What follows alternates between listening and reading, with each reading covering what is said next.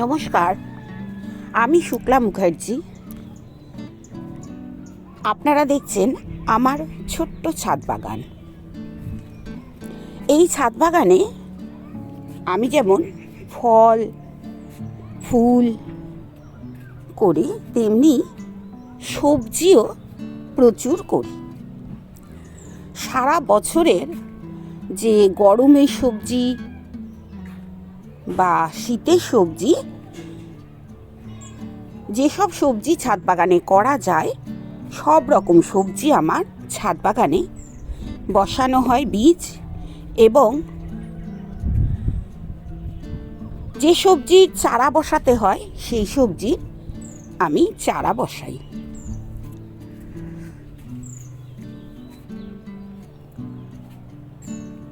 আপনারা দেখেছেন শীতকালে আমি প্রচুর কপি, বর্ষাকাল থেকে শুরু করেছিলাম, প্রচুর কপি বসিয়েছিলাম। যে কোনো কপি, বাঁধাকপি, ব্রোকলি এবং ফুলকপি। যেহেতু আমরা ওলকপি খাই না, তাই ওলকপি আমি বসাইনি।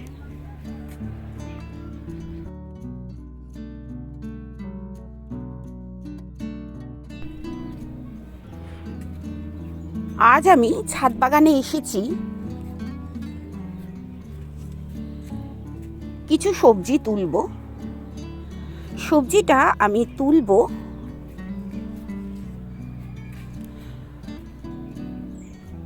আজ সরস্বতী পুজো, আর আমরা শ্রীপঞ্চমীর রাতে গোটা সেদ্ধ বানাই। সেই গোটা সেদ্ধ ষষ্ঠীর দিন আমাদের বাড়িতে খাওয়া হয়।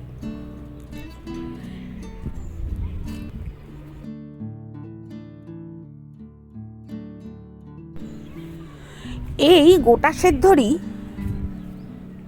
বেশ কিছু সবজি আমি তুলব, যে সমস্ত সবজিগুলো আমার ছাদ বাগান থেকে পাবো।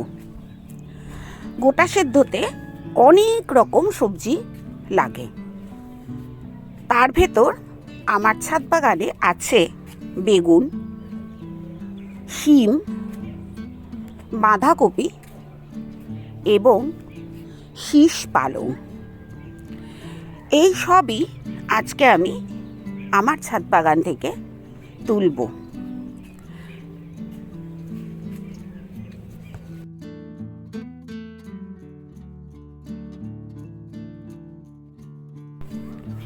বেগুন গাছে দেখলাম প্রচুর পাতা বড় হয়ে গেছে, যে পাতা কয়েকদিনের ভেতর ঝরে ঝরে পড়ে যাবে। আজকে তাই ভাবলাম বেগুন গাছটাকে একটু ভালো করে পাতা কেটে দেব, যাতে বেগুন গাছ একটু হালকা হয়। বেগুন গাছ হালকা হলে বেগুন আবার নতুন করে বেগুন গাছে ফুল আসবে। তাই বেগুন গাছের পাতাগুলো আমি একটু একটু করে কেটে দেব।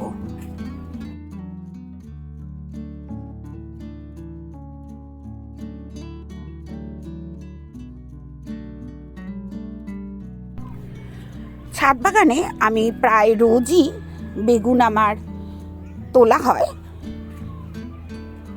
আমার রান্নাঘরের জন্য।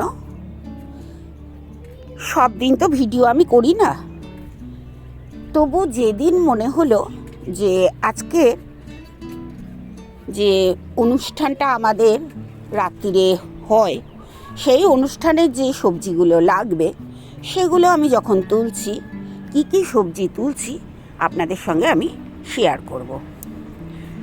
প্রথমেই বেশ কিছু বেগুন তুলে নেব।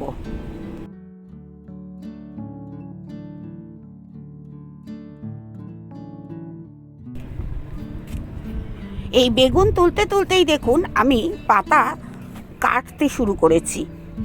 আর এই পাতা যত কেটে ফেলা হয় তত কিন্তু ব্রাঞ্চ বেরোবে পাতার ওই কোণগুলো দিয়ে, তাই পাতা সবসময় একটু হালকা করে দিতে হয়।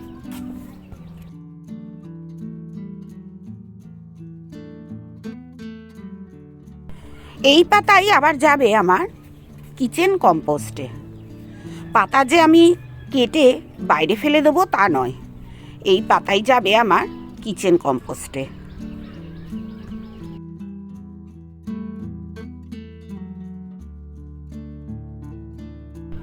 ছাদ বাগানের যেসব সুন্দর সুন্দর ফুল দেখেন, সব ফুলই কিন্তু সে গোলাপ হতে পারে, সিজন ফ্লাওয়ার হতে পারে, সবই কিন্তু আমার কিচেন কম্পোস্ট নইলে গোবর সারের উপর নির্ভর করে আমি তৈরি করি।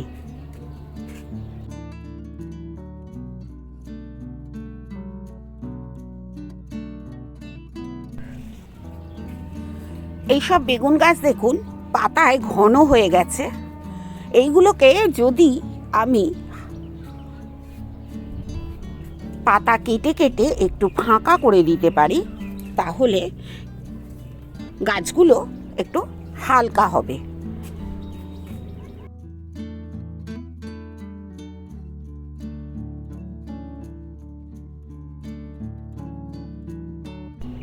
এই কাজটি করলে প্রচুর বেগুন আসে, নতুন করে ফুল আসবে, ফল ধরবে। আর বেগুনের সাইজ দেখুন কত সুন্দর হয়েছে।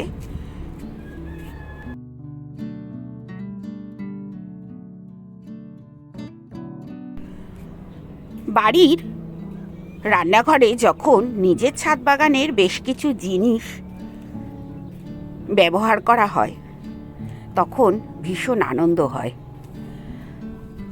সেই আনন্দ কিন্তু কারোর সঙ্গে ভাগ করা যায় না, নিজের আনন্দ নিজেই পেতে হয়।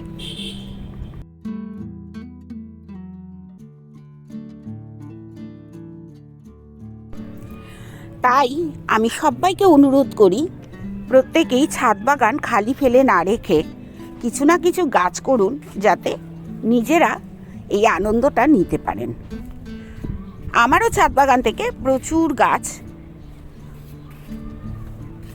হয়। প্রথম দিকে কিন্তু এত গাছ ছিল না, আস্তে আস্তে ধীরে ধীরে ছাদ বাগানে গাছ ভর্তি হয়েছে।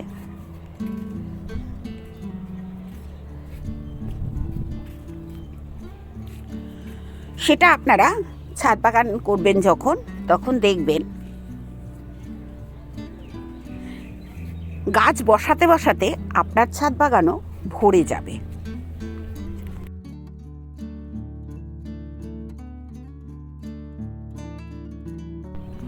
কথা বলতে বলতে বেশ কিছু বেগুন আমি তুলে নিয়েছি। আমার 6খানা বেগুন লাগবে। 6খানা বেগুন আমি তুলিনি, আরও 2খানা বেশি তুলেছি। জানি আমার গাছে যে বেগুনটা হয় তাতে কিন্তু পোকা হবে না, তবুও রাত্রিরে তো আর সবজি তুলতে আসবো না সন্ধ্যের পর, তাই 6খানা আমি তুলে নিলাম।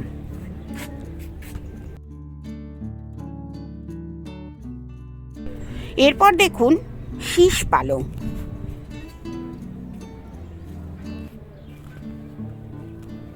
চাষি ভাইরা যে পালং তৈরি করে তাতে যে শীষ পালং হয়, ছাদ বাগানেও ঠিক একই রকম শীষ পালং তৈরি করা যায়।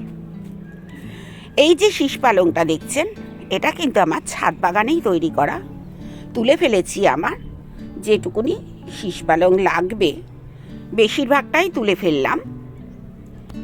আর একটা লাগবে, 5টা হয়েছে, 6টা লাগবে।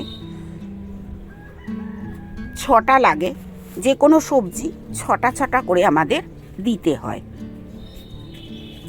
তাই পালং শাক আমি এখন 5টা তুলেছি।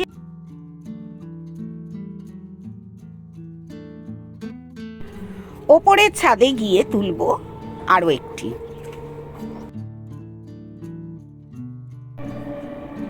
এবার তুলতে এলাম শিম।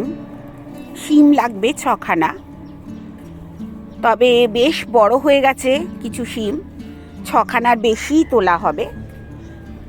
ধীরে ধীরে আমি শিম তুলে ফেলি। বেশ কিছু শিম উঠবে আমার ছাদ বাগান থেকে আজকে। যে কটা বড় শিম পাবো সব কটাই আমি তুলে নেব, কারণ গাছে রাখলে মোটা মোটা দানা হয়ে যায়, পেকে যায়। তাই শিম আমি যতটা মনে হবে বেশ পুরুষ্ট হয়ে গেছে আমি তুলে ফেলব।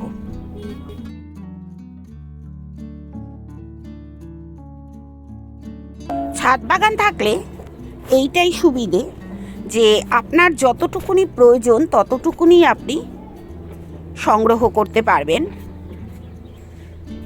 তবে আমার যেহেতু প্রচুর শিম হচ্ছে তাই আমি বেশ কিছু শিম দেখুন তুলে ফেললাম।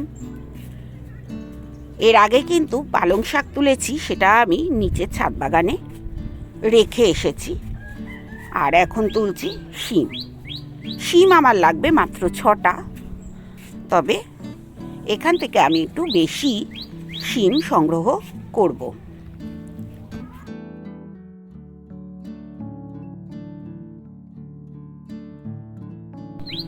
এবার চলে এসেছি, 5টা আমি শীষ পালং তুলেছিলাম আর এইটা হলো 6টা। দেখুন কত সুন্দর ছাদ বাগানে শীষ পালং হয়। এই শীষ পালংই আমার আজকে কাজে লাগবে, তাই সংগ্রহ করতে চলে এলাম। এই শীষ পালংটা রেখে দিলাম। আর যে শীষ পালং তুলেছি পরে আমি আপনাদের সঙ্গে শেয়ার করব। এখন পর্যন্ত পালং শাক, শিম এবং বেগুন আমি তুললাম।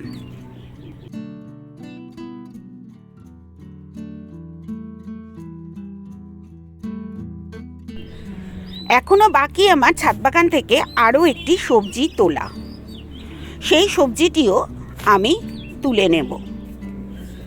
আর পালং শাক দেখুন কত আছে আমার ছাদ বাগানে, প্রচুর পালং শাক হয়। পালং শাক মানে এর যে বীজ, এটা কিন্তু ইঁদুরে খায় না, তাই পালং শাক কিন্তু আমার ছাদ বাগানে খুব ভালোই এবছর হয়েছে।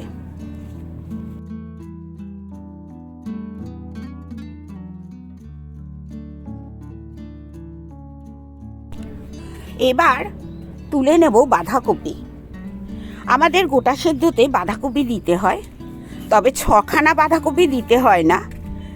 এই বাঁধাকপিটা বেশ বড় এবং বেশ টাইট। এই বাঁধাকপিটার অর্ধেকটা আমার লাগবে, আমি তুলে ফেললাম আর আমার এই জলের ট্যাঙ্কের মাথায় রেখে দিলাম। এই বাঁধাকপিটা আজকে আমার গোটা সেদ্ধতে দিতে হবে।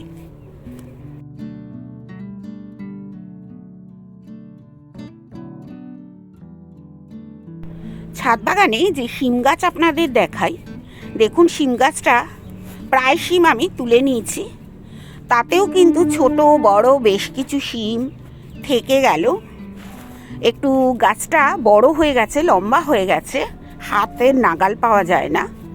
তাই যে কটা আমি হাতে পেয়েছি সব কটাই শিম আমি তুলে ফেলেছি। আর এখনও বেশ বড় বড় শিম রয়েছে। দেখুন কত কিছু তুলে ফেললাম।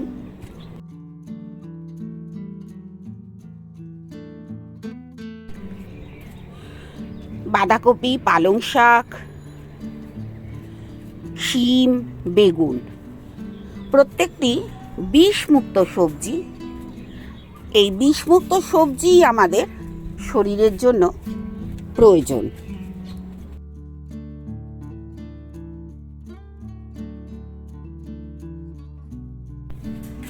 এবার এগুলোকে নিয়ে যাব নিচে।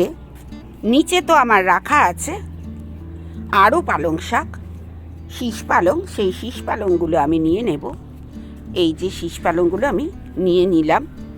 এবার দেখুন কতটা সবজি আমার ছাদ বাগান থেকে উঠল।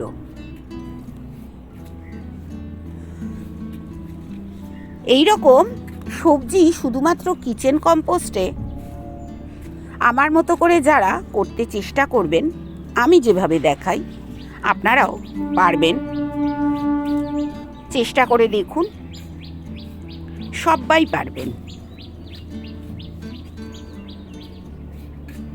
ভালো থাকবেন, সুস্থ থাকবেন আর সাবধানে থাকবেন।